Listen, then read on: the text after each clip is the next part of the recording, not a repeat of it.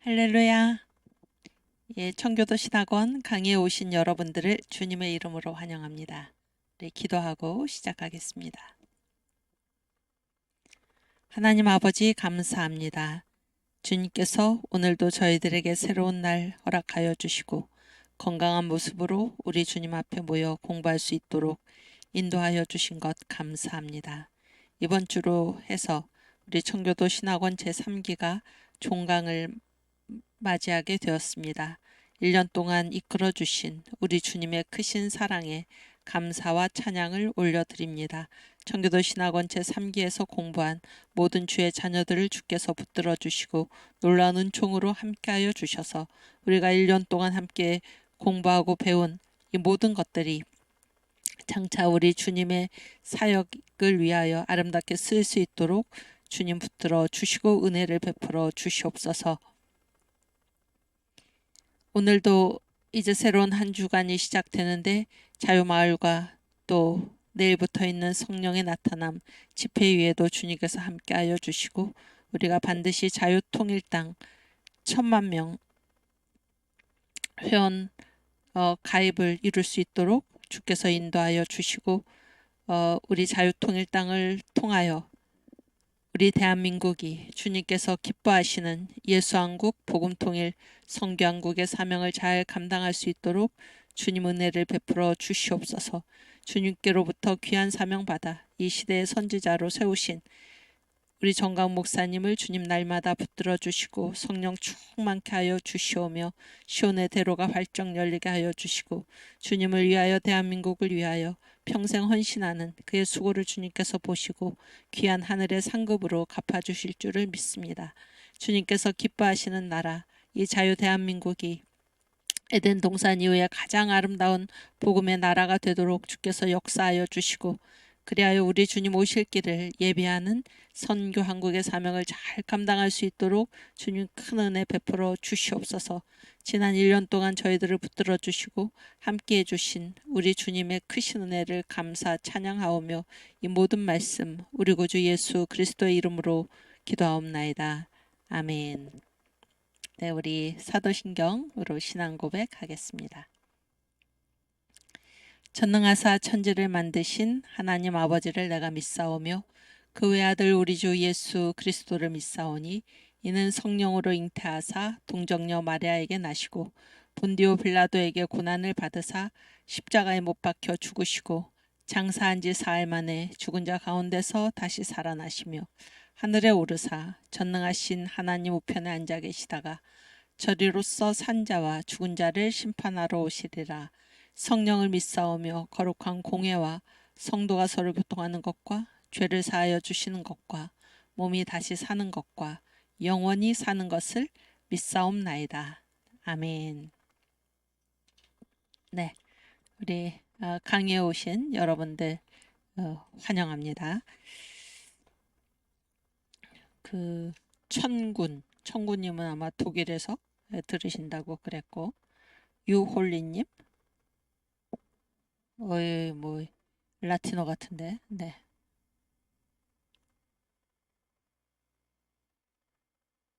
네.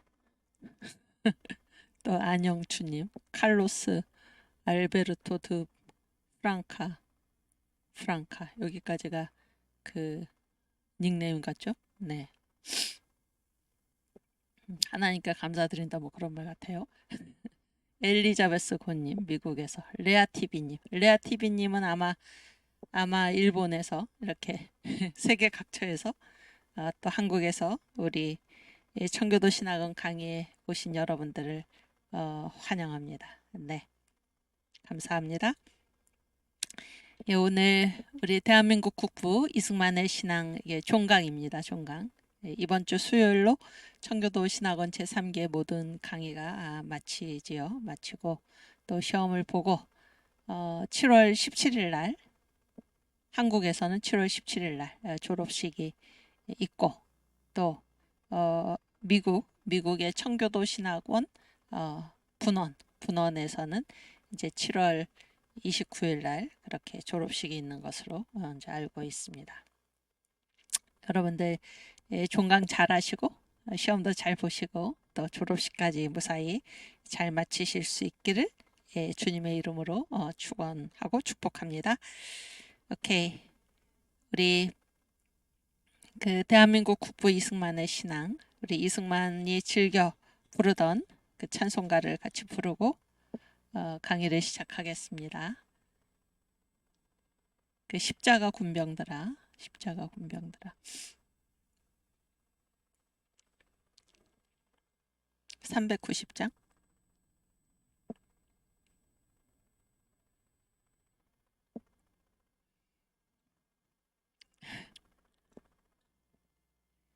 네, 우리 함께 부르겠습니다. 십자가 군병들아 주 위에 일어나 기 들고 앞서 나가 굳세게 싸워라. 주께서 승전하고 영광을 얻도록 그 군대 거느리사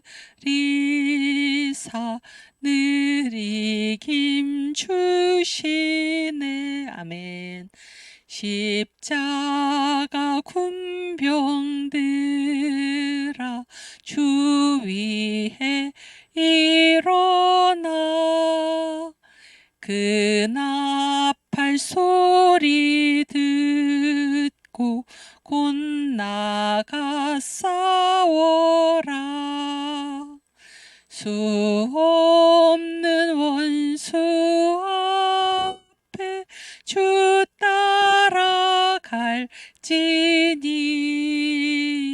주 예수 힘을 주사 강하게 하시네. 십자가 군병들아 주 위에 일어나 내 힘이 부족하니 주 권능 믿어라. 아멘. 복음의 갑주 입고 늘 기도하면서 너 맡은 자리에서 충성을 다하라. 아멘. 십자가 군병들아 주 위에 일어나 이날에 접전하고 곧개가 부르리. 승전한 군사들은 영생을 얻으며 영광의 주와 함께 왕 노릇하리라. 아멘. 네, 박진웅님 반갑습니다. 오케이, 우리 오늘 종강인데 지난주에 하지 못한 읽지 못한 부분을 조금 같이 읽고 오늘 종강을 하도록 하겠습니다. 3번. 그래서 여기 시험 문제 쉽게 내주시면 감사하겠습니다. 네, 쉽게 냈습니다. 쉽게 냈고 오늘 강의를 잘 들으시면 총정리를 하는 거니까 도움이 많이 되시리라 생각을 합니다. 이 건국 2년도 안 된 기간의 놀라운 성과, 이렇게 제가 이제 제목을 붙였는데 뭐 이게 말이 복잡하지만은 건국 2년이니까 언제 얘기냐면 6.25 일어나기 전 얘기예요. 우리가 6.25 노래도 같이 부르면 좋은데 일단 그 6.25가 언제 일어났나요? 그러니까 우리가 건국이 언제 됐나요? 건국이 1948년 8월 15일에 우리나라가 건국이 됐죠. 이게 대한민국 생일이죠. 그래서 6.25가 언제 일어났나요? 50년 6월 25일이니까 2년이 채 안 된 시간이잖아요. 2년이 채 안 된 시간인데, 예, 여기 다시, 이게 다시 보시면은, 그러니까 소비에트 군대의 공격을 받았을 때 대한민국은 태어난 지 아직 2해가 지나지 않았다. 그렇죠? 이 2해의 삶은 정신없이 바빴으며 경제적인 문제와 경험 부족 그리고 끊임없이 벌어지는 게릴라 전으로 심란하였다. 건국 이후에도 계속해서 이 남노당 세력, 공산당 세력들이 끊임없이 이 불안을 조성을 하면서 그렇게 작동을 했던 것입니다. 그래서 이 책을 지금 이 내용이 어디에 나와 있냐면은 언더우드 2세 가 쓴 고난을 이겨낸 비전의 나라 한국 이렇게 우리말로는 번역이 되어 있는데 한국의 비극과 믿음 이 책이 있습니다. 한국의 비극과 믿음.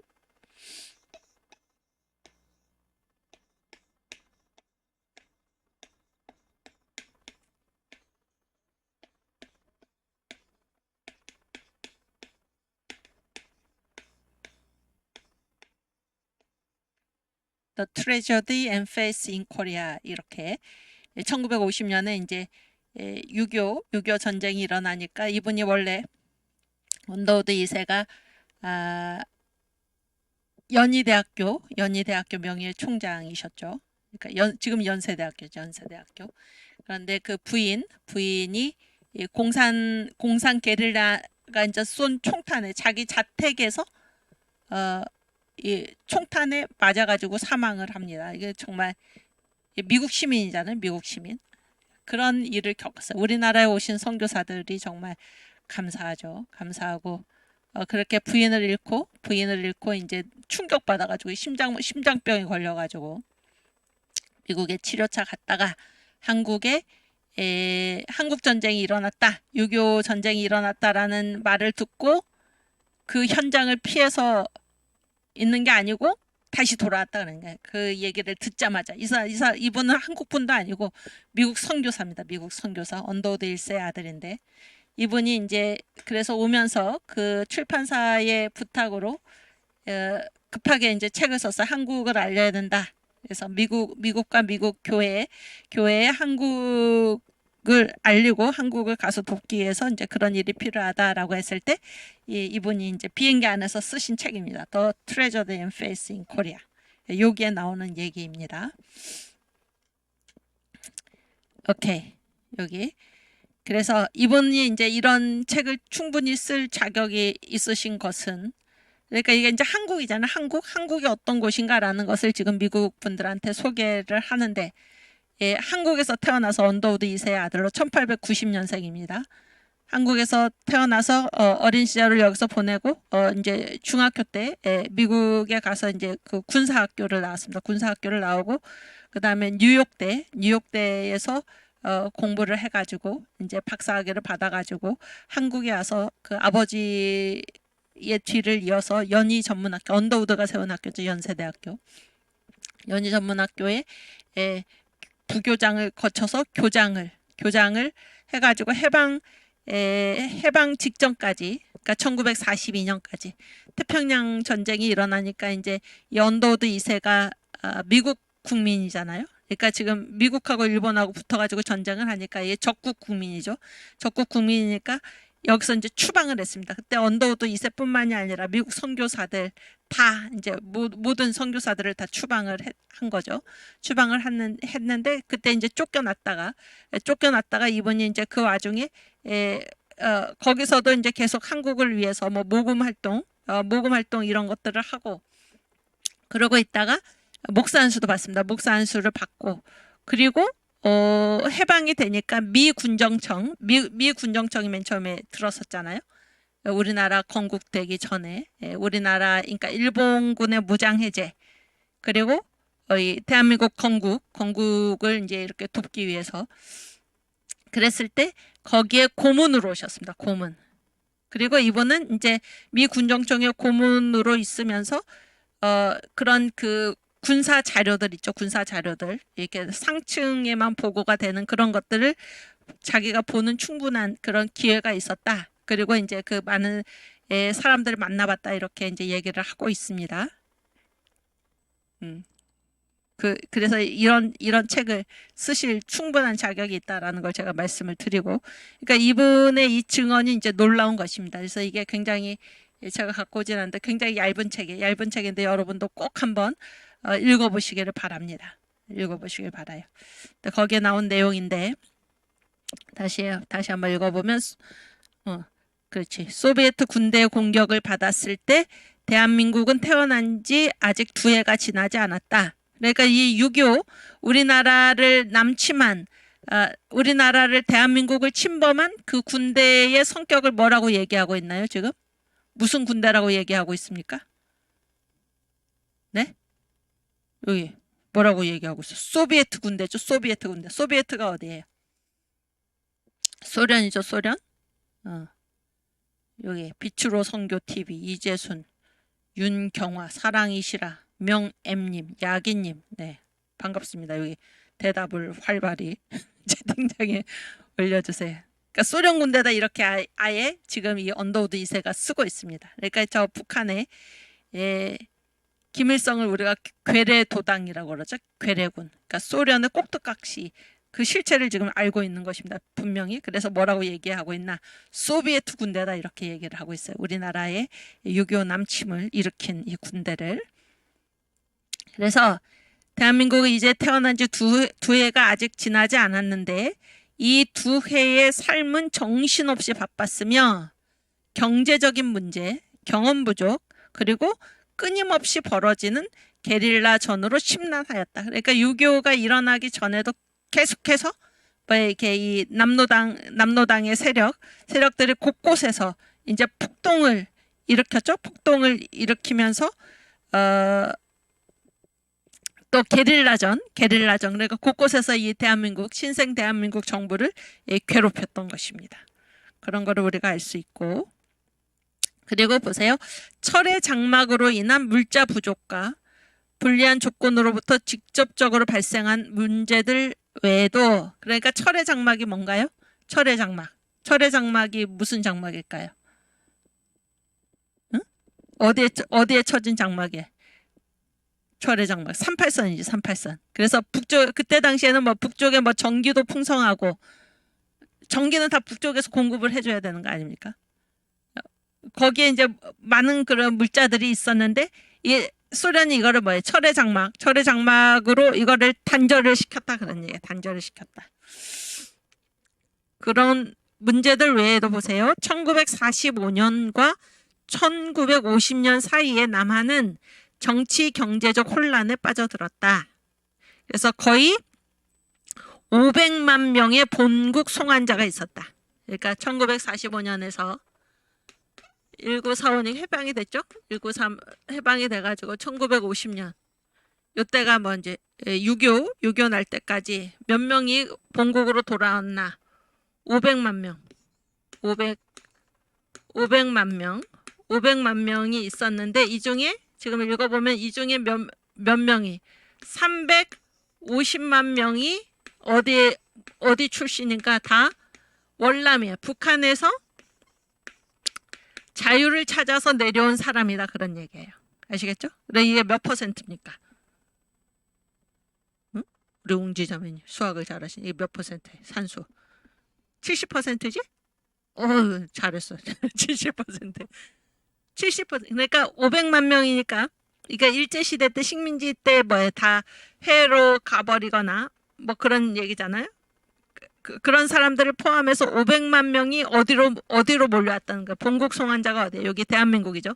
대한민국으로 다 돌아왔는데 이 500만 명 중에 350만 명은 원래 어디에 살던 사람인데 북한 지역에 살던 사람인데 공산 여건이 들어서니까 자유를 찾아서 남한으로 왔다 그런 얘기예요. 이게 얼마나 이 공산당의 학대, 공산당의 이 압제 견디기 힘든 그런 걸 알 수가 있죠. 350만 명이. 그러니까 이 사람들은 이 사람들은 어떻게 생각하면 나라를 다시 한번 뺏긴 거나 마찬가지죠. 그렇지 않습니까? 그렇지 않아요? 우리나라가 독립이 되었고 건국이 되었는데 이 북쪽에는 뭐가 들어섰어요? 지금 공산당이 들어서 가지고 거기서는 도저히 살 수가 없으니까 우리나라가 해방이 되었는데도 불구하고 나라를 잃은 거나 마찬가지입니다. 이 월남 동포들은. 그렇죠? 그래서 350만 명이 다시 이 대한민국으로 몰려 들어왔다. 그러니까 500만 명 중에 70%가 어떤 사람들이었냐면은 자유를 찾아서 북한에서 남쪽으로 내려온 그런 동포들이 350만 명이었다. 참 기가 막힌 얘기죠. 제가 그런 말은 지금 처음 쓰는 것 같은데 나라를 한 번 더 잃은 것과 마찬가지입니다. 나라를 한 번 더 잃은 것과 마찬가지예요. 지금 우리의 형편이 어떤 형편에 처했습니까? 우리가 제2의 건국을 얘기하고 있죠. 이 나라가 지금 무너질 지경에 처해 있다 그런 얘기예요. 잘못하면 우리는 나라를 다시 잃을 수도 있다 이런 얘기입니다. 그래서 다시 읽어보면 1945년과 1950년 사이에 남한은 정치 경제적 혼란에 빠져들었다. 거의 500만 명의 본국 송환자들이 있었고 그 중에 350만 명은 북한의 공산주의 테러를 견디지 못한 피난민들이었다. 네, 잘 들어보세요. 500만 명이 이제 대한민국으로 온 거예요. 대한민국으로. 이들 500만 명의 사람들을 먹이고 입히고 재우는 것과 그들을 나라의 흔들리는 경제 안으로 동화시키는 것은 엄청나게 큰 과제였다. 근데 잘 들어보세요. 그러나 이 일은 너무나 잘 해결이 됐다. 그러니까 해결이 돼서 1950년 그 다음에 1950년 침공이 시작됐을 때 정부 구호를 받는 사람들의 수는 10만 명 이하였다고 한다. 여기 보세요. 500만 명이 다 이렇게 빈손으로 맨몸으로 온 거 아닙니까? 그렇죠? 그런데 이들을 다 그 어려운 상황 가운데서도 불구하고 이들을 다 거둬들었다는 거. 거두어 가지고 그래서 이들이 다 어떻게 된 거예요? 다 이제 뭐 자립이라는 말이 어떨지 모르지만 하여튼 정부 도움 없이도 이제 살아갈 정도로 그들을 잘 거둬들였다 그런 얘기죠. 그래서 6.25 전쟁이 발생을 했을 때 정부의 구호를 받는 사람은 10만 명 이하였다. 10만 명 이하. 10만 명 이하면은 몇 퍼센트입니까? 응? 여기 우리 빨리 계산을 해가지고 여기 채팅창에 올려보세요. 2%?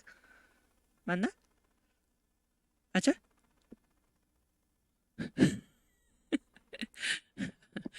맞아? 오, 맞대. 우리 웅지가. 우리 웅지 자매가 끝까지 극한 직업에 잘했어. 2%. 놀랍죠?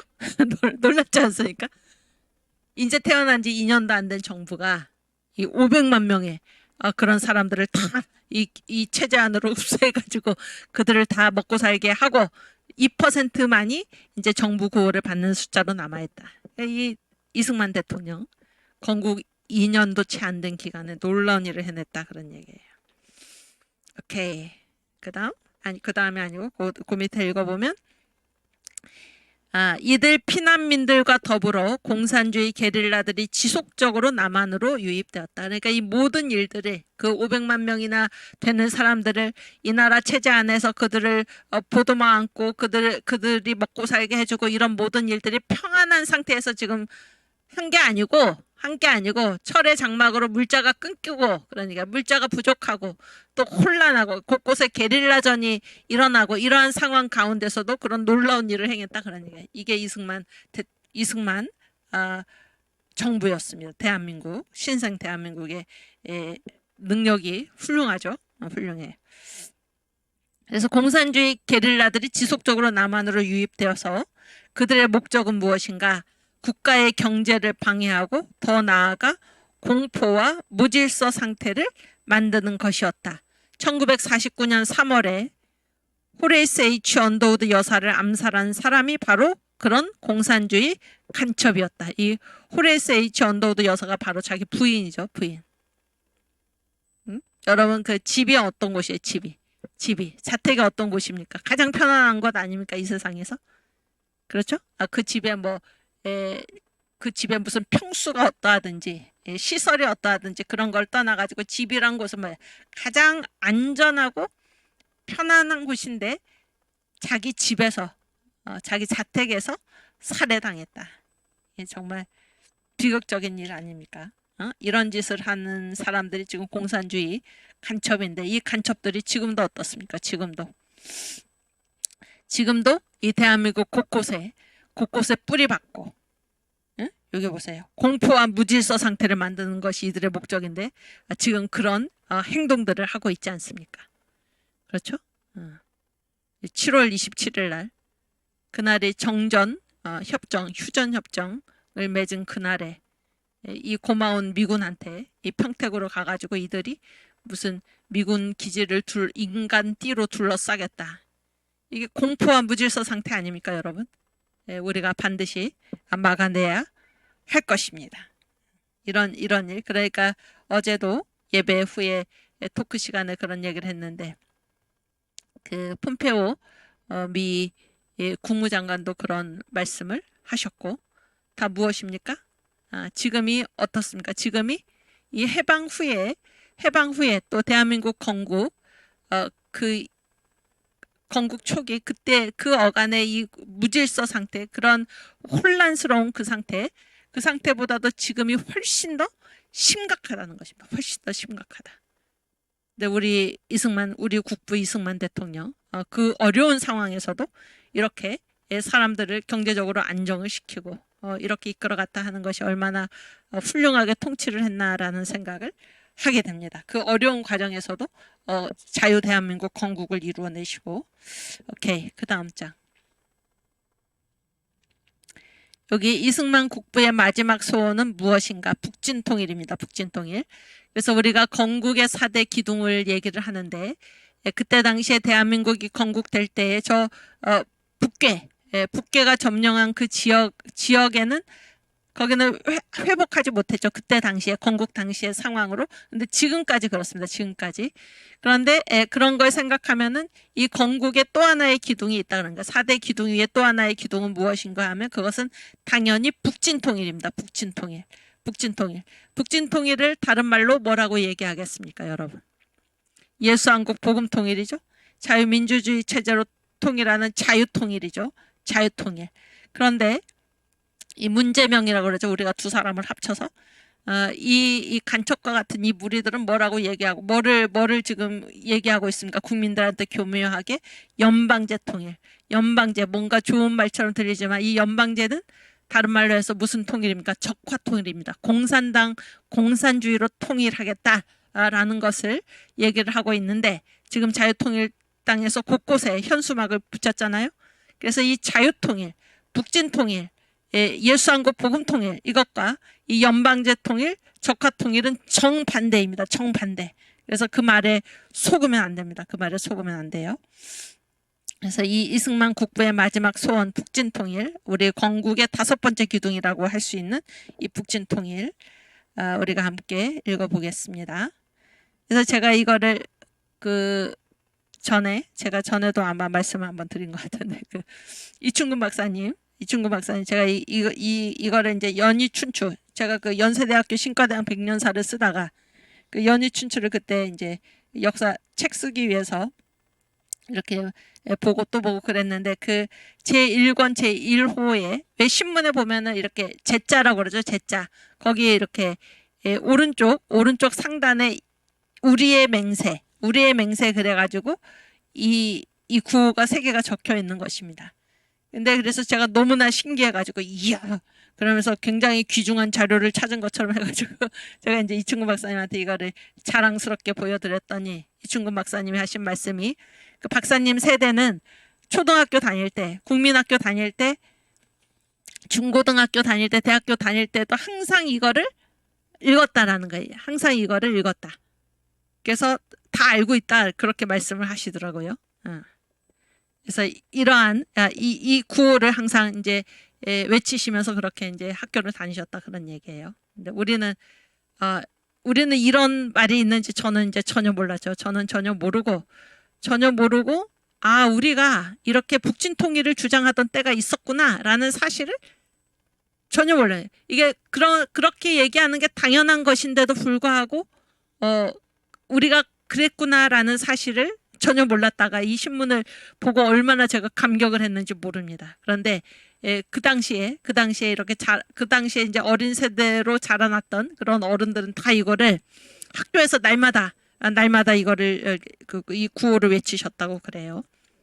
근데 이제 여기 날짜를 보면은 연희춘추가 이제 연세대학교 신문이에요. 원래 이름이 연희춘추고 지금은 연세춘추로 바뀌었는데 제1권 제1호니까 창간호죠. 창간호. 근데 창간호인데 언제 창간이 됐나 보니까 53년 6월 26일이에요. 6월 26일에 오늘이 며칠인가요?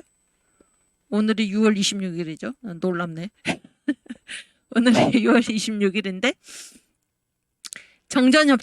정전협정을 언제 맺었습니까? 휴전협정을 7월 27일에 맺었죠. 그러니까 이거는 정전협정 바로 전이에요. 바로 전인데 이런 구호가 있었습니다. 그때 다 이런 구호로 우리의 맹세를 하면서 우리나라를 지켰다 그런 얘기예요. 함께 여러분은 각자 계신 곳에서 함께 큰 소리로 읽어보십시오. 읽겠습니다. 1. 우리는 대한민국의 아들, 딸, 주검으로서 나라를 지키자. 2. 우리는 강철같이 단결하여 공산 침략자를 쳐부수자. 3. 우리는 백두산 영봉의 태극기 날리고 남북 통일을 완수하자. 이게 우리의 소원이죠. 우리의 소원. 그렇죠? 백두산 영봉의 태극기 날리고 이 통일은 무슨 통일입니까? 북진 통일이고 자유 통일이죠. 예수한국 복음 통일이죠. 그렇죠? 이거는 무슨 연방제 통일이 아니에요. 연방제 통일이 아니고 자유 통일. 대한민국의 체제로 자유 통일. 그렇죠? 그런 얘기입니다. 예, 그런데 이 대통령이라는 자들이 연방제 통일을 얘기하고 북한의 주장과 똑같이 이 나라가 지금 우리가 이 나라가 어떻게 되고 있는지를 우리가 두 눈을 부릅뜨고 똑바로 쳐다보고 이 나라를 반드시 지켜야 할 것입니다. 네. 오케이. 이제부터 이제 우리 지난 시간에 했던 것들을 한번 정리를 하도록 하겠습니다. 그래서 이 과목이 역사 과목이잖아요. 역사 과목. 역사 과목인데 그래서 우리가 살아갈 때 내가 살고 있는 이 시대, 나의 현재가 하나님의 전체 역사 가운데 어떠한 시점을 지나고 있는가라는 것을 아는 것은 굉장히 중요합니다. 그것을 알고 살아가는 사람하고 모르고 살아가는 사람은 전혀 다르죠. 전혀 다릅니다. 삶의 자세도 다르고 걸음걸이도 다르고 하는 말도 다르고 꿈꾸는 비전도 다르고 다 다른 것입니다. 그래서 여러분 역사의식, 역사인식, 내가 지금 하나님이 다스리고 있는 이 전체 역사 가운데 어떠한 시점에서 어떠한 시대를 내가 살아가고 있구나라는 것을 우리가 정확히 알고 살아가야 할 것입니다. 그렇죠? 그래서 이 역사라는 거는 역사의 주인은 누구십니까? 역사의 주인은 하나님이시죠. 하나님이 다스리시는 역사예요. 하나님이 역사를 다스리실 때 누구의 뜻대로 다스리실까요? 하나님의 뜻대로 다스리시고 이 하나님의 뜻대로 다스리시는데 하나님이 역사를 어떻게 이끌고 가고 계시나라는 것이 무엇입니까? 하나님의 설계도죠. 하나님의 설계도. 그러니까 하나님의 설계도가 처음부터 있고 그래서 하나님이 그에 따라서 천지를 창조하시고 이렇게 되는 것입니다. 그러니까 설계도 없이 천지를 일단 창조하시고 그 이후에 설계도를 만드신 것이 아니고 이 돼가는 일을 보고 그 이후에 설계도를 고친 것이 아니라 설계도를 가지시고 그러니까 설계도가 가장 먼저 있었고 그런 얘기예요. 그것에 따라서 하나님께서 이 역사를 천지를 창조하시고 이 역사를 주님의 뜻대로 운영해 가신다. 이런 말이죠. 그래서 여기 다시 보면은 그래서 정광 목사님은 대단한 분이죠. 그런 말을 우리가 많이 들었죠. 이제 2000년 역사 이래, 바울 이래. 그러니까 성경이 열린 처음 성경이 열린 처음 분이다. 그렇게 얘기를 하잖아요. 그거는 사실입니다. 그건 사실이에요. 그래서 이제 모세가 본 하나님의 설계도를 누가 봤습니까? 바울이 봤고 바울이 모세가 본 설교도를 보고 바울이 이제 기록한 것이 바울 서신인데 이것이 이제 그동안 무슨 뜻인지에 묻혀 있다가 그것을 다시 보게 되신 분이 정광훈 목사님이잖아요. 그래서 우리가 그분의 설교를 이렇게 듣노라면 또 우리 청교도 신학원과 이 정광훈 목사님 말씀학교 설교학교가 같은 홈페이지에 있는데 거기에 이제 목사님 거기에 올라가 있는 목사님 설교를 듣노라면은 성경이 원래 이런 뜻으로 이 말씀이 이렇게 쓰여졌구나라는 것을 우리가 알게 되는 것입니다. 근데 이 정광훈 목사님의 여러 편의 설교 중에 480가지 주제가 있으시다고 그러죠. 거기에서 제가 이제까지 들은 바로 이 역사 전체의 진행에 관한 설교가 이제 시리즈가 몇 개가 있어요. 여기 제가 적어놨는데 첫 번째는 만유 회복입니다. 만유 회복.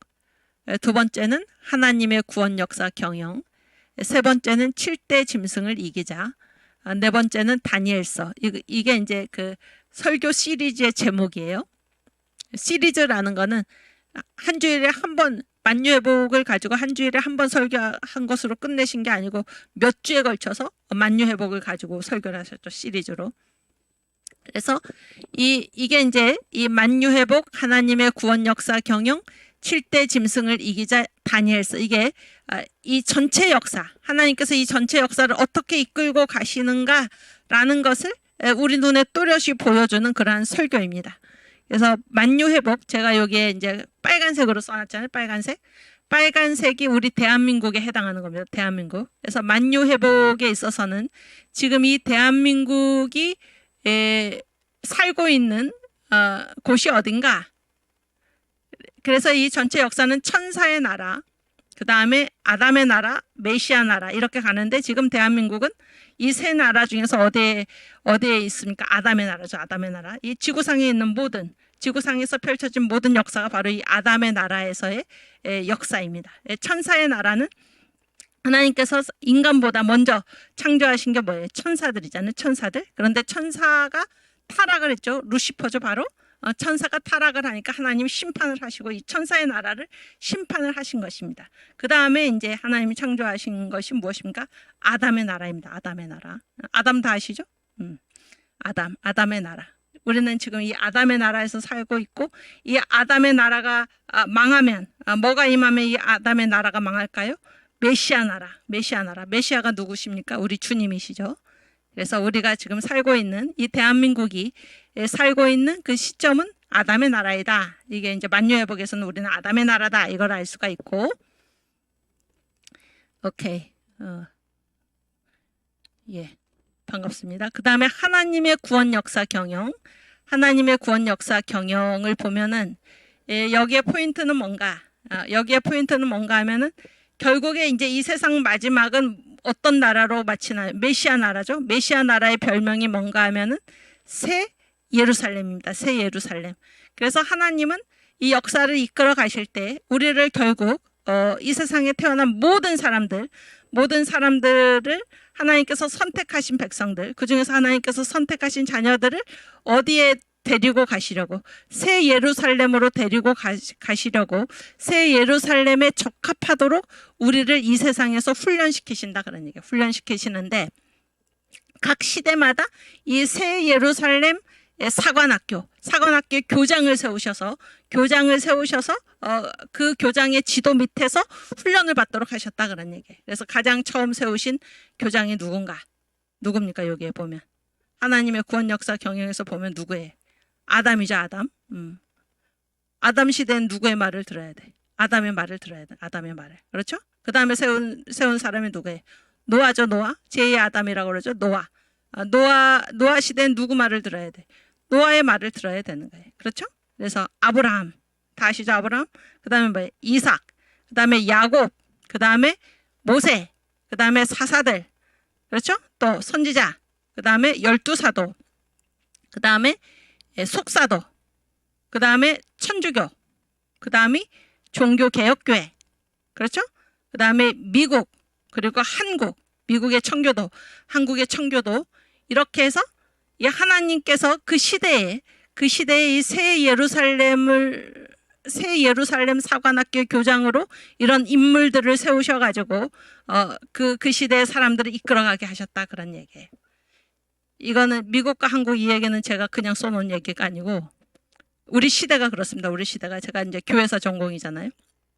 교회사에서 봤을 때 이 교회사의 흐름은 이 각 시대의 주도권이 이 교회 역사의 흐름에 따라서 그 주도권이 옮겨간 것을 우리가 역사에서 볼 수가 있습니다. 그건 부인할 수 없는 사실이고, 그랬을 때 이 교회사가 2000년 됐다 그러잖아요. 예수님 이후에, 오순절 이후에 2000년이 됐는데, 처음에 이제 이 복음의 촛대가 어디에 있었냐면 초대교회 시대에 그 환지중의 시대에 있었고, 중세교회 때도 환지중인데 이제 중심 지역은 달라지죠. 거기에 있다가 종교개혁 시대는 어디로 갔습니까? 대서양을 둘러싼 그 지역으로 갔다가 지금이 이제 현대교회인데, 현대교회에는 두 중심 국가가 미국과 한국이거든요. 미국과 한국 사이의 바다가 무슨 바다입니까? 태평양이죠. 그래서 지금을 환태평양 시대라고 불러요. 그래서 저도 그렇고 여러분들도 그렇고, 여러분들의 연세가 어떠신지 모르지만은, 제 위주로 생각하면 저랑 비슷하다고 생각하면, 우리가 어렸을 때, 물론 또 여기 어린 분들도 많이 계시고 연세 드신 분들도 많이 계시는데, 어쨌든 우리가 이렇게 자라오면서 어떤 말을 많이 들었습니까? 지금은 무슨 시대라고 말을 많이 들었나요? 환태평양 시대라는 말을 수없이 듣고 자라나셨죠. 그게 바로 이 역사의 흐름은 교회의 역사, 이 복음의 촛대가 옮겨간 그 역사와 일치를 합니다. 일치를 해요. 그래서 역사의 중심은 항상 어디에 있나? 복음의 촛대가 머물러 있는 곳에 있고, 지금 이 현대 교회사가 아니라, 교회사뿐만이 아니라 이 현대 시대를 무슨 시대라고 지금 누구나 뭐라고 부르고 있어요? 환태평양 시대라고 부르고 있죠. 환태평양 시대. 그 이유가 무엇입니까? 지금 복음의 촛대가 어디에 있습니까? 미국과 한국에 머물러 있다, 그런 얘기예요. 그래서 미국과 한국 사이의 바다가 무슨 바다예요? 태평양이잖아요. 그래서 지금 이 환태평양 시대입니다. 그래서 지금 현재 하나님의 이 구원 역사 경영, 그 구원 역사 경영의 복음의 촛대가 지금 어디에 있는가? 한국에 있다, 그런 얘기예요. 한국에 있다. 아시겠죠? 한국에 있다. 그래서 한국을 제가 빨간색으로 해놨고, 그 다음에 7대 짐승을 이기자. 7대 짐승을 이기자도 역사 설교입니다. 역사 설교. 그러니까 이제 제국 있죠, 제국. 이게 성경에 나오는 제국. 제국은 그 시대의 그 여러 나라들을 이렇게 통괄하는 그러한 그 나라를 우리가 제국이라고 부르는데, 특별히 어떤 나라와의 관계인가? 이 이스라엘과의 관계입니다. 이스라엘과의 관계. 그래서 이스라엘 주변에서 각 시대별로 큰 나라로서 이 이스라엘에 대항했던, 하나님의 또 진노의 막대기로 사용되었던 그러한 나라들에 관한 얘기예요. 그래서 하나님께서는 그러한 나라들을 사용해 가지고 이스라엘을 이제 양육하셨다, 그런 얘기인데, 이게 이제 그 세상 정부이고 짐승이라고 얘기하고 있어요. 짐승, 7대 짐승을 이기자. 그래서 여기서 7대 짐승은 그 제국을 말합니다. 제국. 그래서 가장 먼저 있었던 게 뭐예요? 이집트죠, 이집트. 그 다음에 아시리아, 그 다음이 바벨론, 그 다음에 페르시아, 그 다음에 헬라, 그 다음에 로마까지는 지금 다 이루어졌나요? 안 이루어졌나요? 다 지나갔죠? 로마 제국 다 지나갔죠? 그리고 이제 마지막에 나타날 짐승이 바로 적그리스도인데, 적그리스도의 나라인데, 적그리스도의 나라가 지금 현재 나타났나요? 안 나타났나요? 안 나타났잖아요? 그래서 제가 여기 로마하고 적그리스도 사이에 줄에다가 빨간색을 칠하는데, 지금 저기가 우리가 살고 있는, 우리 대한민국이 거하고 있는 시점이다, 그런 얘기예요. 빨간색. 여기 로마하고 적그리스도 사이에 빨간색. 아니, 그 위에. 그 위에. 그렇지. 땡큐. 그 다음 다니엘서도 역사 설교인데, 역사 설교 그 시리즈 설교의 제목이죠. 다니엘서. 근데 다니엘서에 보면은 위에 7대 짐승을 이기자는 이제 이집트부터 나와 있는데, 다니엘서는 바벨론부터 나와 있어. 바벨론부터. 그래서 바벨론, 그 다음에 뭐예요? 메데바사, 그 다음이 헬라, 그 다음이 로마, 그리고 이제 다니엘서에 의하면은 또 앞으로 뭐가 나타날까? 10발가락의 나라, 10불의 나라, 적그리스도의 나라가 앞으로 나타나고 그 다음에 메시아 나라가 나타나죠. 그랬을 때 이제 지금 우리의 현재가 뭔가 로마하고 이 10발가락의 나라, 적그리스도의 나라 사이에 있다 그런 얘기예요. 아시겠죠? 그래서 우리가 이 역사를 살아갈 때 하나님께서 전체 이 역사를 어디로 이끌고 가고 계신가? 어떠한 과정을 통해서 어디로 이끌고 가고 계신가? 라는 것을 우리가 알고 거기에서 우리 대한민국이 지금 어느 시대에 속해서 살고 있는가라는 것을 분명히 알아야 합니다. 분명히 알아요. 이거를 알고 사는 사람하고 모르고 사는 사람 완전히 하늘과 땅 차이죠. 그렇지 않습니까? 그랬을 때 여기에 보면은 특별히 만유회복 또 저게 다니엘서 여기에 보면 뭐예요? 여기에 보면은 이 역사의 끝은 다 뭘로 끝이 납니까? 메시아 나라로 끝이 나요. 메시아 나라. 메시아 나라. 그래서 저도 이제 정광 목사님 이번에 그 설교 정광 목사님 말씀 학교의 시험 범위를 저도 한번 봤는데 거기 보다 보니까 그 믿음의 승부 있잖아요. 믿음의 승부. 믿음의 승부는 결국 주제가 무엇인가? 새 예루살렘이죠. 새 예루살렘. 그래서 이 인간의 종착역은 다 어디로 끝나나? 새 예루살렘으로 끝난다 그런 얘기를 해서 목사님 그 설교를 듣다 보니까 거기에 무슨 얘기가 나오냐면은 이게 총이에요. 이게 총인데 내가 그림을 잘 못 그려가지고 여러분 사격 해보셨어요? 사격. 그래서 이제 여기에 사격할 때 관역을 잘 맞추기 위해서는 네 가지를 일치시켜요. 네 가지. 그래서 우리 눈하고 그 다음에 눈하고 여기에 보면은 뭐가 있는 거예요? 여기에 보면은 가늠자라는 게 있대. 가늠자가 있고 그리고 여기에 이제 이 총구 끝에 보면은 여기에 뭐가 있냐면은 가늠새라는 게 있고 가늠새가 있고 또 이 총은 결국 어디를 맞추기 위한 것입니까? 어디를 맞추기 위한 거냐면 표적을 맞추기 위한 거죠. 표적을 맞추기 위한 건데 이 표적인데 이제 우리의 마지막 종착역은 어디냐면 새 예루살렘이고 하나님은 우리를 새 예루살렘 사관학교에 집어넣어 가지고 훈련을 시키시는 거잖아요. 그렇죠? 그랬을 때 내가 눈이 나죠? 내가 지금 하고 있는 일, 현재 하고 있는 일이 바로 가늠자라는 거예요. 가늠자. 그런데 우리가 이런 역사 의식 없이 우리를 하나님이 새 예루살렘에 적합하도록 거기에 왕이 되도록 면류관을 받도록 우리를 훈련시키는구나 라는 이 하나님의 큰 계획을 모르고 그것과는 관계없이 살면은 나는 어디에만 몰두해서 어디에만 빠져가지고 살게 돼 있다는 것입니까? 이 현재 일에만 빠져가지고 살게 돼 있다 그런 얘기예요. 그래서 이 일이 잘 되면은 기뻐하고 잘못되면은 슬퍼하고 여기에 휘둘려가지고 살게 돼 있다 그런 얘기예요. 그러나 우리가 현재 하고 있는 일은 이것이 현재 하고 있는 일로만 끝나는 게 아니다 그런 거예요. 이게 다 연결이 돼 있다 그런 거예요. 그래서 총을 잘 쏘기 위해서는 내 눈하고 가늠자하고 가늠새하고 표적까지 이게 다 일치가 돼 있어야지 이 표적을 맞추는 거다 그런 얘기예요. 그래서 여기만 보면 안 된다 그래요. 여기만 보면 안 되고 이 현재 일은 어디에 일치되어야 하나? 이 가늠새인데 가늠새가 무엇인가 하면 바로 예수예요. 예수. 그래서 내가 하고 있는 이 일은 누구를 위하여? 예수를 위하여. 또 예수에 의하여 힘을 누구에게서 공급을 받습니까? 주님에게서 공급을 받고 그런 얘기예요.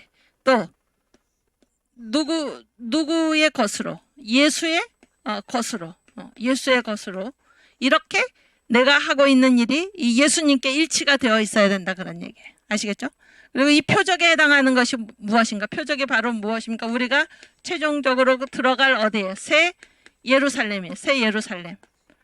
그래서 나의 현재의 일과 그 다음에 예수와 그 다음에 새 예루살렘 이것이 하나로 일치가 되어 있을 때 우리는 표적에 정확하게 이 총알을 맞출 줄 수 있다 그런 얘기예요. 우리가 현재 하는 일은 이거 자체로서 아무 의미가 없어요. 이거 자체로서 의미를 갖는 것이 아니라 예수와 일치가 되어야 되고 새 예루살렘과 일치가 되어야지 우리가 여기서 심는 이 일이 두 번 거둔다고 그러죠. 여기서 우리가 주님을 위해서 심을 때 이 땅에서도 잘 되고 내생에서도 새 예루살렘에서도 상급을 받는 그런 일이 될 것입니다. 그래서 이러한 일들, 이렇게 일치시켜서 살아야겠다라고 하는 이 사람들은 뭐를 알고 있는 사람이에요? 뭐를 알고 있는 사람이냐면 바로 새 예루살렘을 알고 있는 사람입니다. 주님께서 우리를 새 예루살렘으로 데려가시는구나. 그래서 내가 결국 갈 곳은 새 예루살렘이구나. 이 땅에서의 나의 모든 일들은 왜 의미가 있나? 새 예루살렘을 위해서 심는 거기에 의미가 있구나라는 사실을 알고 사는 것입니다. 아시겠죠? 오케이. 그 다음. 그래서 현재 역사의 시점과 대한민국. 그래서 내가 어떤 시대에 살아가고 있는 거를 알아라 그런 얘기예요. 그리고 이제 이 과목이 국부 이승만이죠. 대한민국 국부 이승만의 신앙인데 이 대한민국 이승만이 세운 나라잖아요. 물론 하나님께서 이승만을 통해서 세우신 거죠. 이 대한민국이 어떤 역사의 시점에 있는가라는 것을 알면 대한민국을 왜 세우셨나? 하나님께서 맡겨주신 사명이 무엇인가라는 것을 우리가 알 수 있다 그런 얘기예요. 그래서 이 현재 역사의 시점은 주전과 주후 중에서 주가 누가? 예수님이잖아요. 예수님 오시기 전입니까? 예수님 오신 이후입니까? 예수님 오신 이후죠. 그래서 지금 주후이고 구약 시대입니까? 신약 시대입니까? 신약 시대고 유대인의 때입니까? 이방인의 때입니까? 이방인의 때고 또 복음의 7대 연합을 말한다면 복음의 7대 연합이 무엇이죠? 복음의 7대 연합. 이거 다 이번에 그 정강 목사님 설교학교에 복음의 7대 연합이라는 주제도 있던데 뭡니까? 복음의 7대 연합. 그 정도는 알아야죠. 순서를? 뭔가요? 처음이. 응? 뭐해? 그렇지.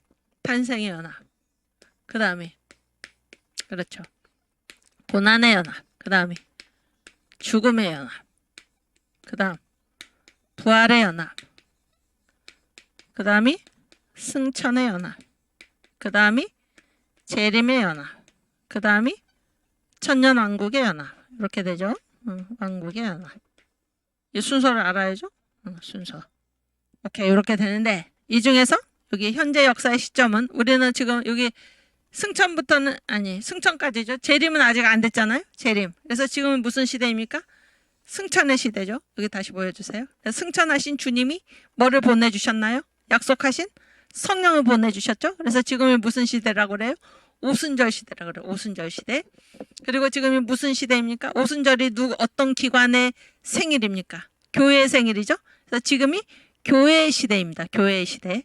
그래서 교회의 시대 중에서 아까 제가 말씀드렸지만 교회의 2000년 역사 중에 초대교회 환지중의 시대, 중세교회 환지중의 시대, 종교개혁 교회 환대서양 시대, 이 현대교회는 지금 환태평양 시대입니다. 그래서 교회사에서는 환태평양 시대다. 요게 우리가 지금 살고 있는 역사의 시점입니다. 우리 대한민국이. 아시겠죠? 오케이. 그 다음. 그래서 하나님의 구원 역사 경영과 자유 대한민국의 사명 이걸 보면은 이게 이 역사 감각을 갖고 살아라 그런 얘기예요. 지금은 아담의 나라이고 주후이고 신약이고 오순절 시대고 미국과 한국이 중요하고 환태평양 시대이고 그렇죠? 지금은 이방인의 때예요. 이방인의 때. 그래서 이 자유대한민국의 사명이 무엇인가? 자유대한민국의 사명이 무엇입니까? 이방인의 때가 마치기 전에 마지막으로 이방인의 대대적인 회개가 일어날 터인데 이 때를 위해서 부름받은 나라가 어디입니까? 바로 우리 대한민국입니다. 하나님이 대한민국을 건국하신 그 뜻이 여기에 있다 그런 얘기예요. 그래서 이제 선민이라는 말 아시죠? 선민이 무슨 말이에요? 선민이. 선택된 백성이죠? 선택된 백성이 둘 있죠. 하나는 뭡니까? 유대인이고 하나는 뭐예요? 한국인이죠. 유대인은 예수님의 재림과 초림 중에서 뭐를 위해서 선택을 받았습니까? 유대인은 예수님의 초림을 초림을 준비하기 위해서 선택을 받았고, 한국인은 예수님의 무엇을 위해서? 재림을 준비하기 위해서 선택을 받았다, 그런 얘기예요. 이게 우리 대한민국의 사명입니다. 아시겠죠? 다시 띄워주세요. 그래서 우리가 지금 하고 있는 일은 뭐예요? 3년 안에 자유통일이죠. 3년 안에 자유통일. 이게 다른 말로 뭐예요? 예수한국 복음통일입니다. 예수한국 복음통일. 3년 안에 자유통일을 이루려는 그 이유는 어디에 있습니까? 선교한국의 사명을 감당하기 위해서입니다. 선교한국의 사명을. 우리가 어떻게 그렇게 할 수 있나요? 하나님께서 이 정광 목사님을 통해서 이 대한민국에 2000년 동안 사도 바울 이후로 무슨 뜻인지, 성경에 기록된 것이 무슨 뜻인지, 그 닫혀 있었던 것을 목사님을 통해서 대한민국에 열어주셨죠. 그래서 우리가 세계 기독총을 우리가 건립하려는 이유도 무엇입니까? 온 세계에, 저 이슬람에도 또 천주교에도 다 그 중심지가 있는데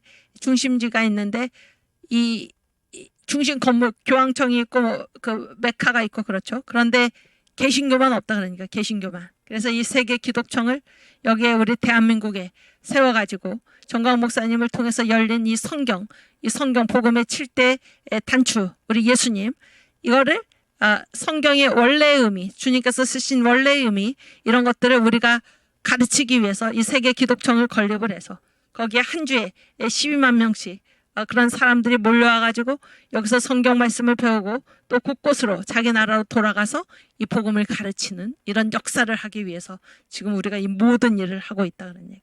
그래서 여러분이나 저나 정광 목사님과 함께 이 위대한 인류사적인, 그러니까 하나님의 구속사적인 사명, 그 길에 우리가 부름 받아서 쓰임 받는다라는 사실이 감사하고 우리 주님께 영광을 돌리면서 날마다 우리에게 맡겨주신 사명을 잘 감당할 수 있기를 바랍니다. 오케이, 우리 선교한국 찬양을 한번 하고 다음 계속하겠습니다.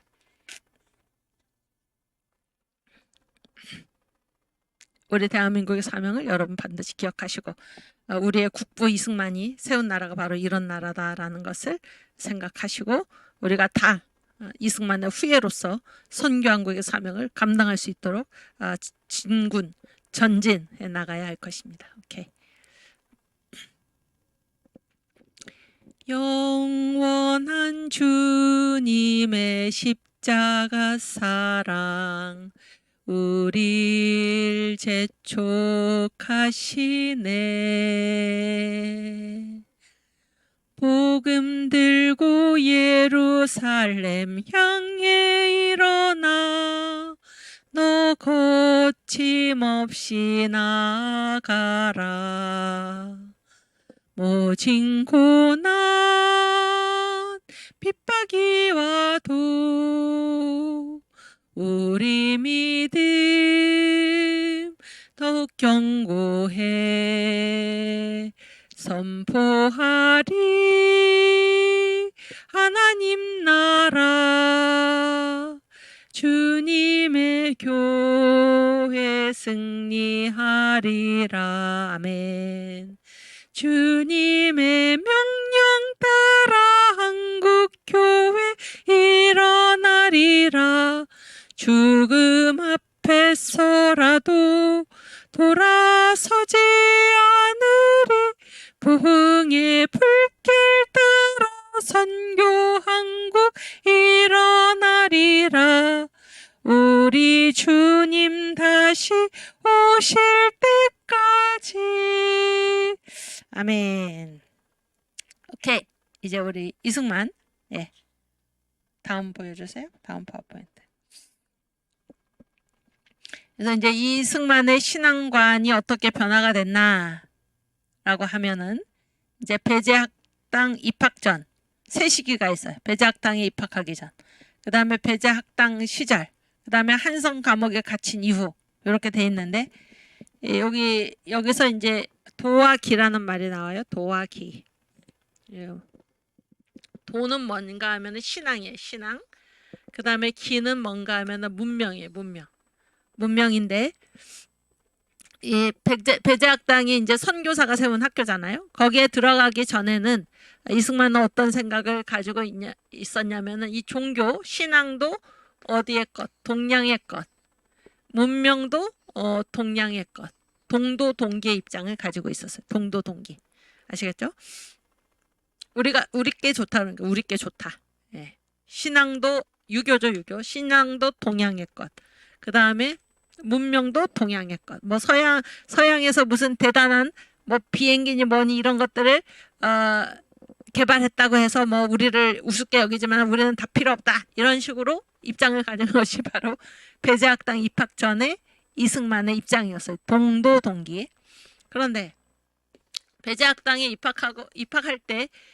입학하고 나서도 이승만은 어떤 생각을 가졌나? 입학하고 나서는 종교는 나는 받아들이지 않겠다. 그러니까 신앙은 받아들이지 않겠다. 아니 1900년 전에 어떤 사람이 십자가에 죽었는데 그게 나를 위한 죽음이라는 게 그게 말이 되냐? 그러면서 굉장히 우습게 여겼다. 그러니 우습게 여겼다. 이런 거는 받아들일 수 없다. 그래서 나는 도는 동양의 것을 계속해서 고수하겠다. 그래서 나는 내 어머니의 종교를 버리지 않겠다. 어머니의 종교가 불교죠. 어머니의 종교를 버리지 않겠다. 이렇게 얘기를 합니다. 그러나 문명만은 보니까 서양 문명이 대단히 뛰어난 것 같다라는 것을 이제 배제학당에 들어가면서 이거를 보게 된 것입니다. 그래서 나는 신앙은 결코 뭐 그런 예수인지 누군지 그런 헛개비 같은 그런 얘기를 나는 도대체 믿을 수가 없다. 그래서 신앙은 우리 것, 동양의 것을 계속 고수를 하고 그러나 문명은 내가 서양의 것을 받아들이겠다. 이렇게 배제학당을 다닐 때 또 만민공동회로 우리나라의 이제 독립을 위해서 애쓸 때 아직 나라가 망하기 전이니까 뭐 나라가 없어지지는 않았지만은 우리가 독립을 유지하기 위해서는 어떻게 정신 똑바로 차리고 독립을 유지할 수 있도록 해야 되는 거잖아요. 그 만민공동의 시절에는 동도서기, 종교, 신앙은 동양의 것, 문명은 서양의 것 이런 입장을 가졌습니다. 그런데 이승만이 이 나라를 사랑하는 이런 애국운동을 벌이다가 어디에 갇혔습니까? 어디에 갇혔나요? 한성 감옥에 갇혔죠. 한성 감옥에 갇혀가지고 누구를 만났나요? 죽기 직전에 부르짖은 하나님은 부르짖는 기도를 들으시는 거죠. 부르짖는 예수가 이승만을 만나 주신 것입니다. 그래서 예수가 살아계심을 알게 되고 이승만이 이때 전적으로 그 신앙이 전향을 하게 된 거예요. 전향을. 이제까지는 성경을 읽어도 뭐 때문에 읽었어요? 이 문명을 배우기 위해서 내가 영어를 좀 잘하면은 그래서 성경이 영어로 써 있잖아요. 그래서 성경을 왜 읽었나? 영어 배우려고 읽은 거예요. 영어 배우려고. 그러니까 문명만을 위해서 서양의 것을 받아들였는데 이 한성 감옥에서는 그렇지 않고 신앙도 어디의 것, 신앙도 서양의 것, 이 복음을 그대로 받아들였다 그런 얘기예요. 그리고 문명도 이제 어디의 것입니까? 문명도 서양의 것. 이것이 이승만의 이 신앙관의 변화입니다. 아시겠죠? 이해가 되시죠? 이해가 되시죠? 여러분은 어떻습니까? 여러분 교회 왜 다닙니까? 여러분 중에 만약에 여러분도 그렇고 교회 다니는 많은 사람들 중에 나는 이 교회를 이용해 가지고 뭔가를 얻을 거야. 정광훈 목사님 설교의 헤브라임즘처럼 나의 욕구 충족을 위해서 내 힘으로서는 한계가 있으니까는 이 바깥에서 신의 힘이라도 빌려와 가지고 내가 가고자 하는 저 결과를 내가 이루리라 하는 것은 결국 어떤 것과 같습니까? 이 동도서기랑 같은 거예요. 동도서기. 결코 그 신앙은 인정하지 않으면서 자기의 목적을 위해 가지고 그것을 받아들이는 거랑 똑같다 그런 얘기예요. 그러나 진정으로 예수 믿는 사람들은 어떤 자세를 가져야 됩니까? 신앙도 문명도 다 이 복음을 받아들여야 하는 것입니다. 왜냐하면 이 기독교 문명이라는 것은 결국 어디에서 꽃 피어난 것입니까? 이 기독교 신앙에서 꽃이 피어난 것입니다. 꽃이 피어난 거예요. 아까 우리가 그 간음자 간음새 표적 얘기를 했지만은 이 신앙이 없이는 저 새 예루살렘이라는 신앙이 없이는 우리는 이 현재일에 매몰되고 많은 것과 똑같습니다. 매몰되고 많은 것. 이 현재일이 바로 문명에 해당하는 거죠. 문명에. 그러니까 이 현재일이라는 거는 왜 의미가 있나? 저 새 예루살렘이라는 표적 때문에 의미가 있는 것입니다. 이 문명이라는 것은 어디서 생겨나나? 이 기독교 복음에서 이 문명이 꽃 피어나는 것입니다.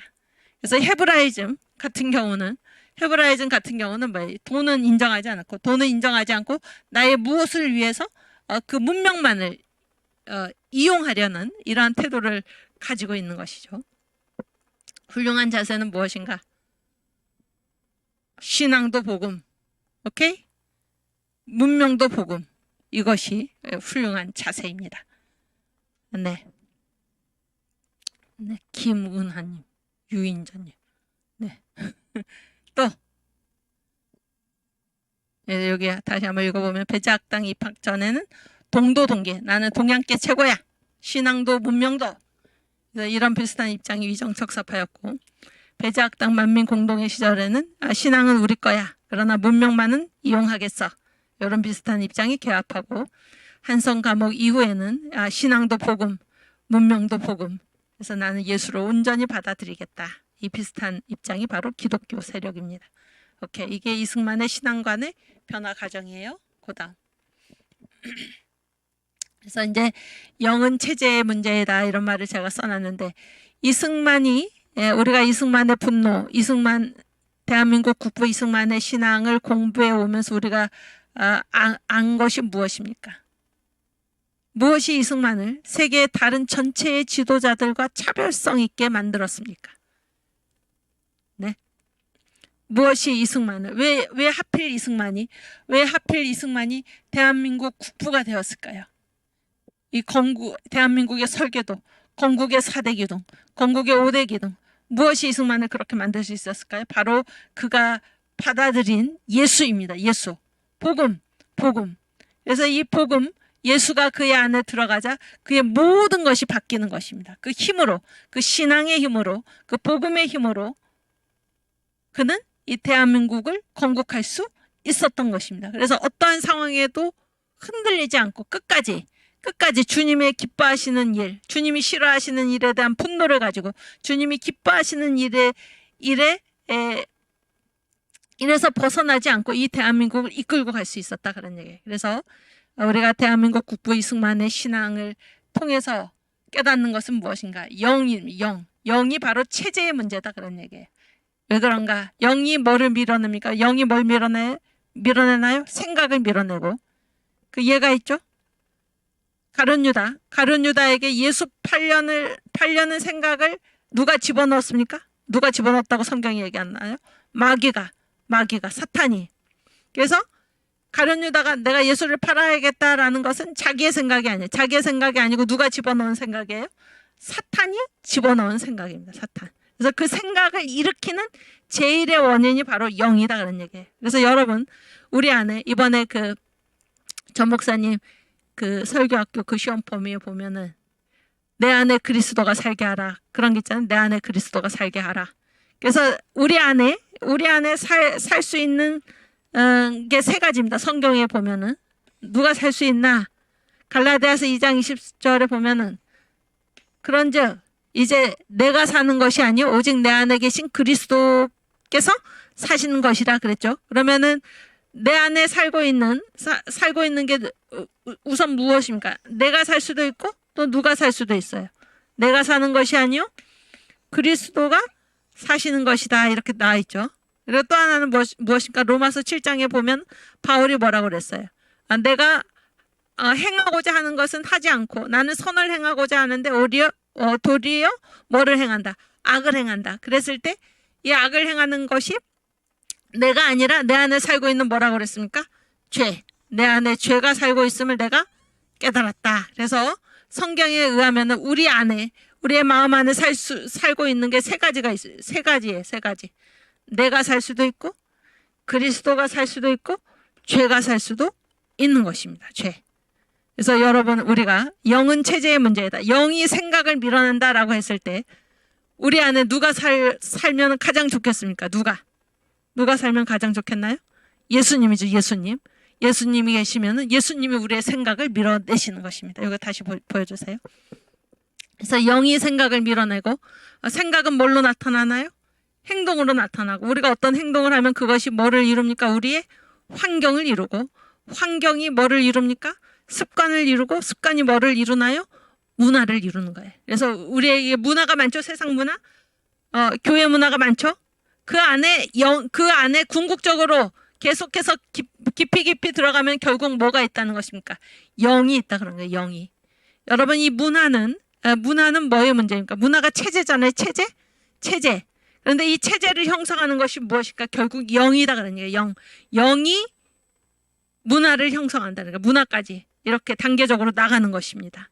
그래서 영은 체제의 문제이다라는 것을 우리가 얘기를 해야 됩니다. 지금 저자들, 그 민노총, 여기에서 뭐라 그래? 사회 대전환, 다른 말로 이게 체제 대전환이죠. 체제를 바꾼다는 것입니다. 체제를 바꾼다. 우리 대한민국은 어떠한 무엇 위에 세워진 나라입니까? 이승만 대통령께서 11월 23일 날 1945년 10월 16일 날 귀국하시고 한 달 뒤에 기자회견을 하시면서 뭐라고 얘기하셨나요? 나는 우리나라를 새롭게 건설되는 우리나라를 어디 위에? 성경 위에 세우겠습니다. 나는 새롭게 건설되는 우리나라의 헌법을 뭐로 만든다고 그랬습니까? 성경으로 만들겠습니다라고 얘기하지 않았습니까? 우리 자유 대한민국은 이 복음 위에 그리스도의 영 위에 세워진 나라입니다. 그리스도의 영 위에. 그런데 이 나라를 지금 저 주사파, 민노총, 전교조 좌파 시민단체, 저 전대협, 이 청와대에 들어가 있는, 지금은 청와대라고 한 거죠. 곳곳에 지금 뿌리 박혀 있는 이 간첩들, 그들의 영은 무엇입니까? 사탄이죠, 사탄. 예? 종북 주사파, 저 김정은 정권, 저 공산주의 체제, 그 안에 그 공산주의 체제를 밀어내는 그 영은 무엇입니까? 사탄이죠. 그런데 지금 이 체제를 바꾼다는 것입니다. 체제를 바꾼다. 그랬을 때 여러분이 아까 우리가 함께 찬양을 했던 것처럼 십자가 군사로서 우리가 결코 여기서 물러설 수가 없습니다. 그래서 지금 이 싸움은 단순한 무슨 체제의 싸움이 아니라 영의 싸움입니다. 영의. 그리스도의 몸인 이 한국 교회와 이 공산주의 세력, 교회를 없애려는 이 공산주의 세력 간의 싸움입니다. 그러니까 한국 교회, 이 대한민국 자유민주주의 체제를 지켜낼 중심점 누구입니까? 한국 교회입니다. 여러분과 저입니다. 그래서 우리가 반드시 이 심각성을 깨닫고 이 영적 싸움의 최전선에 서서 우리 청교도 신학원의 모든 분들이 다 이 영적 싸움의 최전선에 서서 주님께서 세우신 이 나라를 반드시 지켜내야 할 것입니다. 오케이. 그다음. 그래서 이 신앙관이 변하면 세계관이 변한다. 그래서 이승만이 여기 한성 감옥에 갇혔을 때 예수도 만나고 또 뭐도 받았습니까? 성령 세례도 받았죠. 성령 세례도 받았어요. 그 성령 세례가 무엇입니까? 인사이드 아웃. 그래서 이 안에 있는 것을 아우트, 인사이드, 안에 있는 것을 아우트, 바깥쪽에서 훤히 꿰뚫어 본다. 직관력, 관통력, 이게 성령의 은사죠. 이게 안에 있는 것을 어떻게 바깥에서 봅니까? 성령의 은사로서 가능한 거잖아요. 그렇게 완전히 사람이 바뀌었어요. 완전히 사람이 바뀌고 예수를 만나고 영이 바뀐 것입니다. 영이 바뀌었을 때 어떤 일이 일어나나? 영이 바뀌면은, 도가 바뀌면은 기가 바뀌는 것입니다. 그에 따라서 세계관이 바뀌는 것입니다. 이거 다시 한번 읽겠습니다. 그래서 한성 감옥에 갇혔을 때 이제 예수를 만난 거예요. 영이 바뀐 거예요. 그래서 신앙관이 변했습니다. 그랬을 때 세계관이 보는 거예요. 다른 모든 것을 보는 눈이 달라진 것입니다. 그래서 옥중 죄수를 바라보는 시선이 바뀌었어요. 그래서 뭐라고 얘기했나?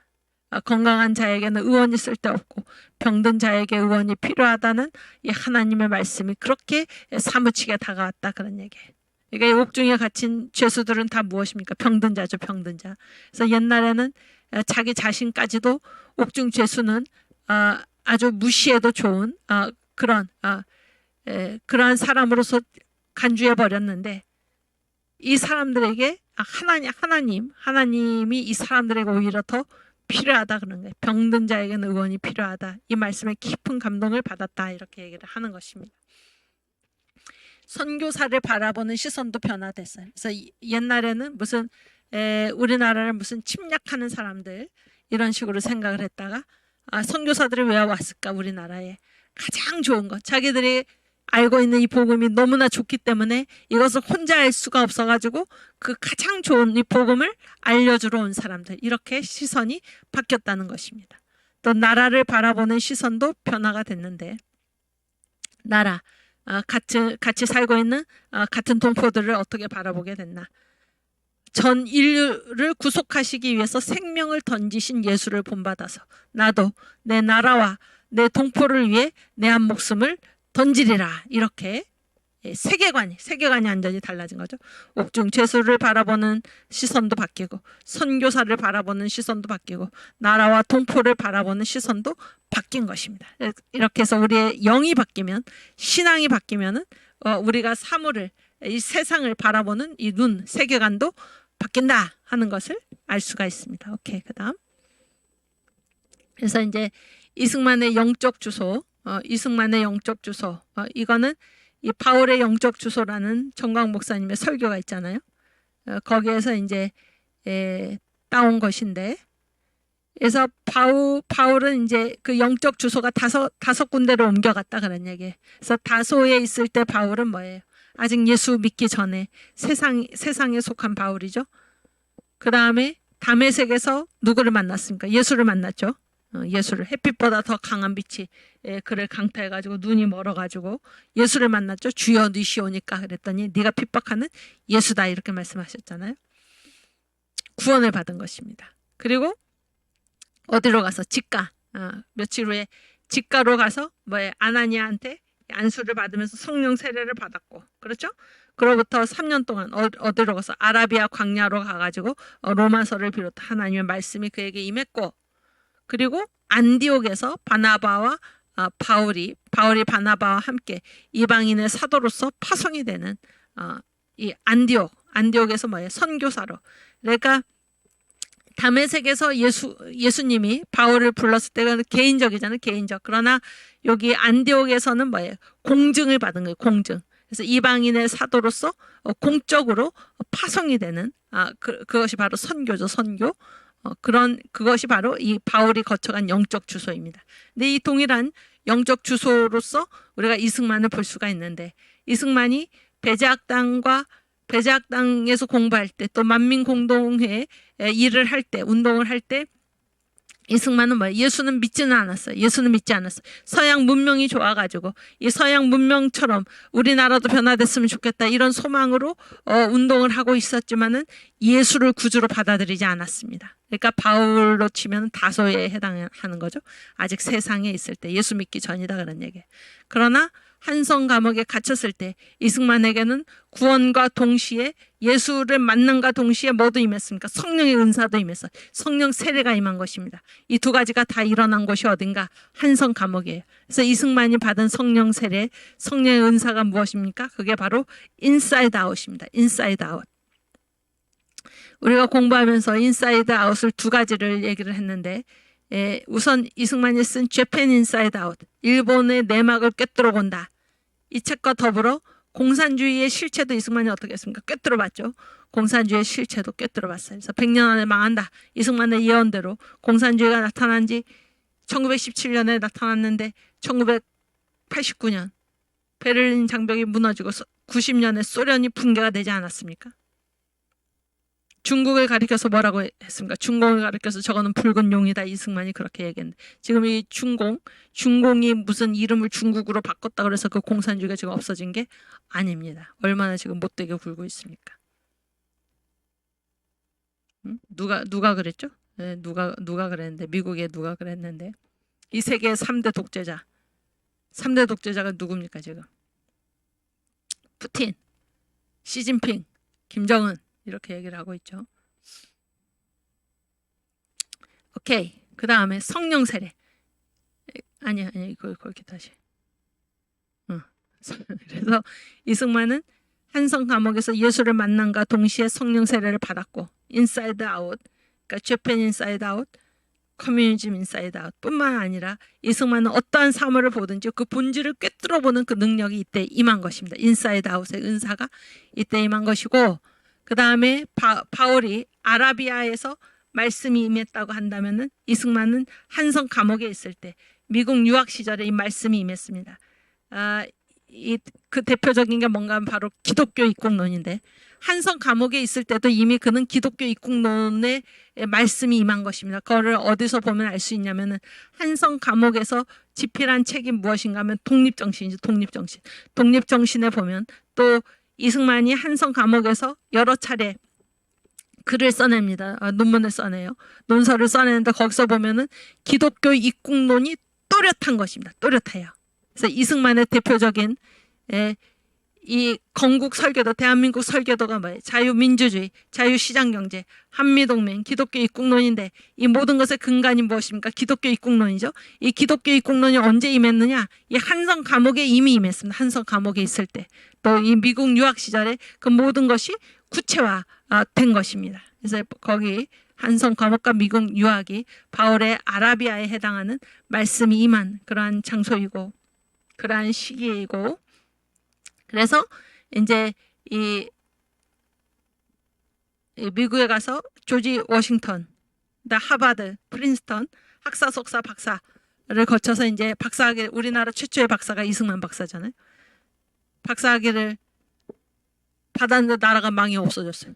나라가 망이 없어져가지고 한국으로 왔다가 한국에서 이 청년들을 계몽하는 그런 일을 벌였다가 일본의 추적, 일본이 체포하려고 그랬죠. 백오인 사건을 연루시켜가지고.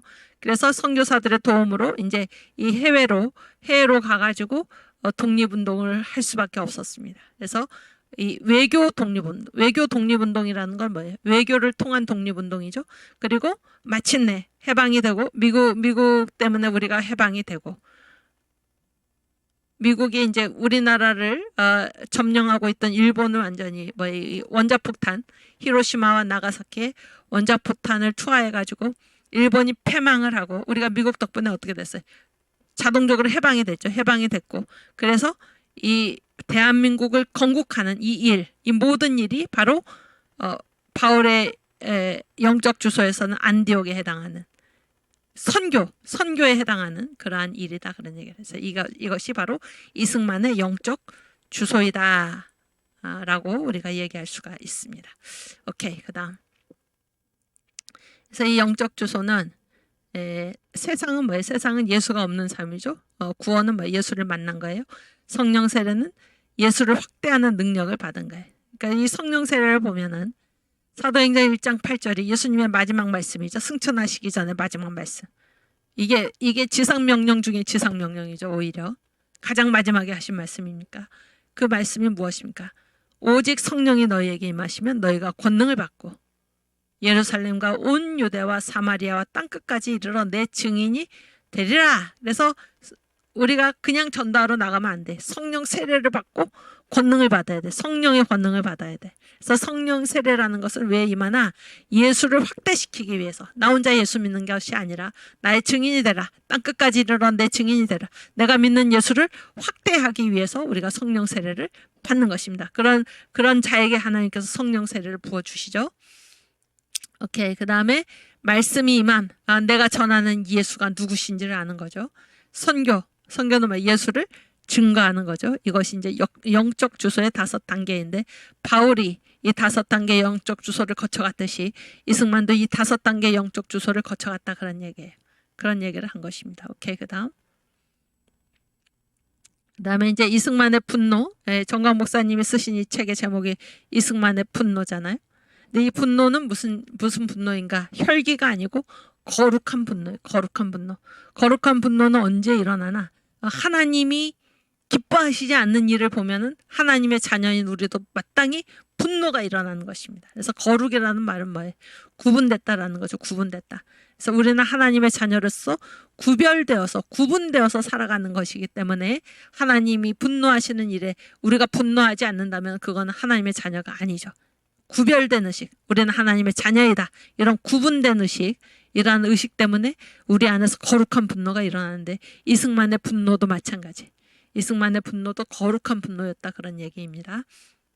그래서 이승만의 분노를 보면 분노의 5대 대상, 그 시간이 흘러감에 따라서 분노의 대상이 바뀌어갔죠. 그래서 왕정에 대한 분노, 일본에 대한 분노, 공산주의에 대한 분노, 미국에 대한 분노, 가난에 대한 분노.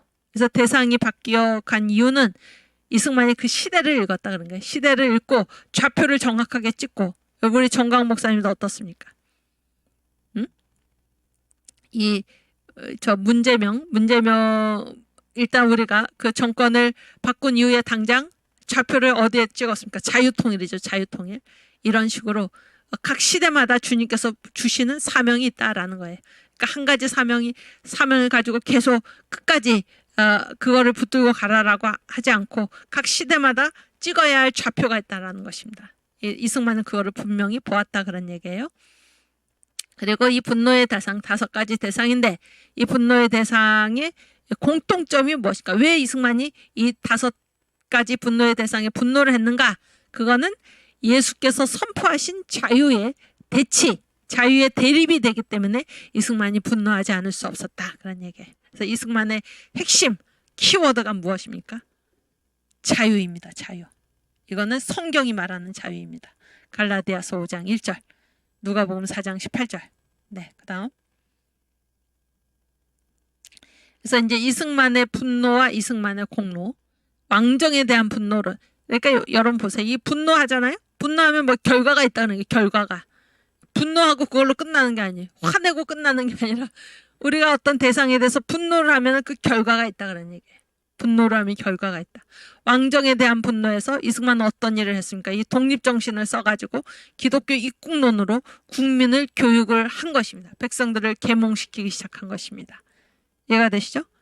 독립정신을 일깨운 거예요. 독립정신. 기독교 입국론을 알린 것입니다. 그 다음에 일제에 대한 분노. 일제에 대한 분노를 통해서 이승만은 뭐를 했습니까? 독립운동을 벌였습니다.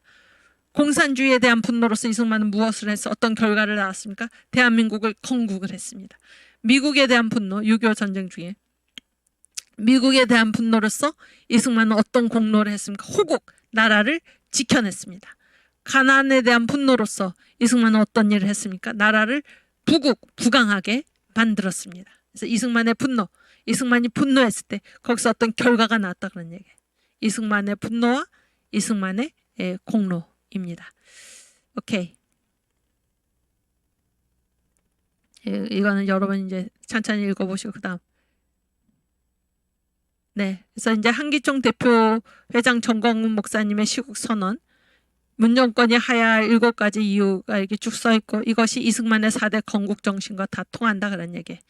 그래서 우리가 해야 될 일이 무엇이에요? 제2의 건국을 하자 그런 얘기죠. 한미동맹 회복, 자유시장 경제 회복, 예수한국 복음통일, 자유통일. 그래서 선교한국으로 나아가야 된다. 그래서 이 시대에 저 주사파 정권, 북한의 저 김정은 정권을 무너뜨릴 이 영적 전선의 최전선에 가장 앞에 서 있는 것이 바로 한국교회입니다. 정광훈 목사님은 이 시국 선언을 했을 때 한국교회 대표로서 하신 것이다 라는 사실을 우리가 알아야 할 것입니다. 오케이, 뭐 시간이 다 됐는데 여기까지 하고 나머지는 올려놓을 테니까 여러분이 보시기를 바랍니다. 보시기를 바라고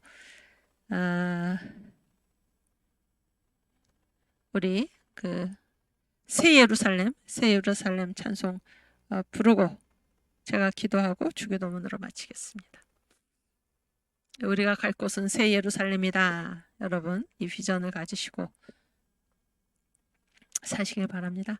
세상 모든 수고 끝나 우리 장막 벗고서 모든 근심 걱정 사라진 뒤에 주를 뵙고 성도 함께 면류관을 쓰리라. 새 예루살렘에서 성도들이 함께 올 때 기뻐 노래하리라. 새 예루살렘 새 예루살렘 호산나를 높이 불러 왕의 왕을 맞으리. 새 예루살렘에서 가는 길이 외로워도 주날 붙드시리니 시험 환난 근심 걱정 없으며 주를 믿고 믿고 따라가면 주의 뜻을 알리라. 새 예루살렘에서 성도들이 함께 올 때 기뻐 노래하리라. 새 예루살렘, 새 예루살렘, 호산나를 높이 불러 왕의 왕을 맞으리. 새 예루살렘에서 내가 세상 작별하고 눈물 흔적 거둔 뒤 주의 찬란하신 영광 비칠 때 나를 구속하신 주를 기쁨으로 배우리. 새 예루살렘에서 성도들이 함께 올 때 기뻐 노래하리라. 새 예루살렘, 새 예루살렘, 호산나를 높이 불러 왕의 왕을 맞으리. 새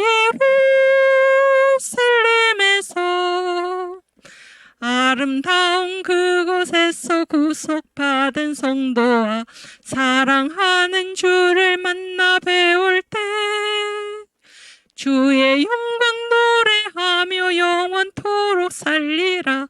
새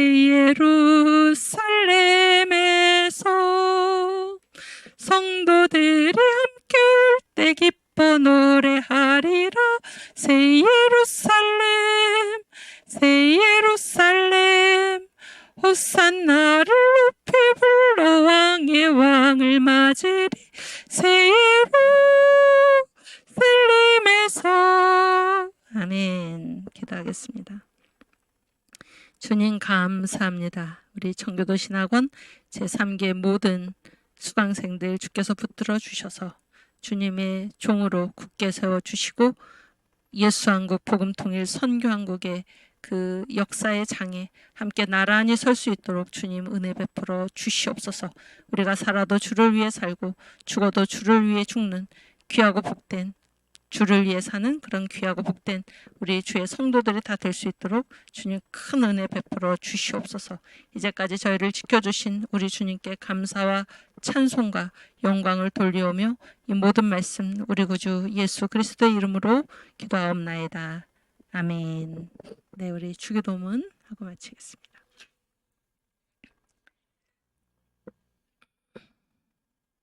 하늘에 계신 우리 아버지여, 이름이 거룩히 여김을 받으시오며 나라가 임하옵시며 뜻이 하늘에서 이룬 것 같이 땅에서도 이루어지이다. 오늘날 우리에게 일용할 양식을 주옵시고 우리가 우리에게 죄 지은 자를 사하여 준 것 같이 우리 죄를 사하여 주옵시고 우리를 시험에 들게 하지 마옵시고 다만 악에서 구하옵소서. 대개 나라와 권세와 영광이 아버지께 영원히 있사옵나이다. 아멘. 네, 감사합니다. 우리 제4기에서 다시 반갑게 뵙겠습니다. 감사합니다.